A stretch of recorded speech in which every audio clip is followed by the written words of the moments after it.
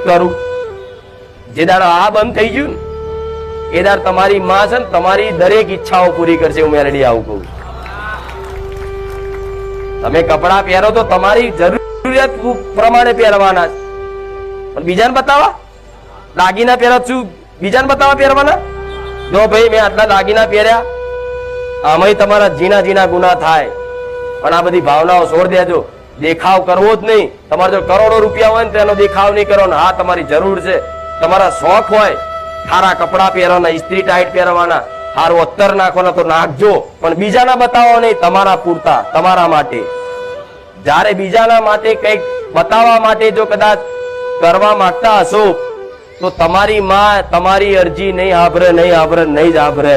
આ યાદ રાખજો મારા શબ્દો. પછી કાકાનું 2 માળનું ઘર બનાવ્યું છે એટલે હું બનાવી દઉં 3 માળનું.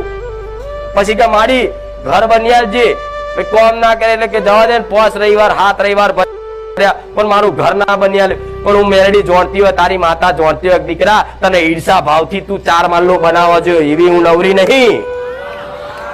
તારા જરૂર હોય, તારા માથે છત ના રહી હોય, અને એ દાડો પ્રાર્થના કરજે કે ઘર રહેવા નહીં. 3 દાડા થવા દો, થોડા કુખાર મેલડી મટી જવું. કોકના બતાવવા માટે કરો તો થોડી માતા નવરી છે આપી દે. એટલે ક્યારે દેખાવ કરવા માટે કોઈ પણ વસ્તુની માંગણી તમારી માં જોડે ના કરતા. તમારી જરૂરિયાત હશે ને તો તમારી માં, હું તો એટલું ગેરંટી મારીને સિક્કો મારીને કહું છું, તમે કહેતા તો લો હોનાના પત્રક પર લખ્યાલું હું જે બોલું છું.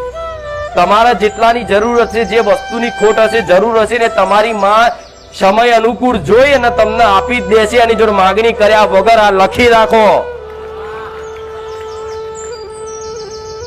સિક્કો મારીને કહું કે તમારા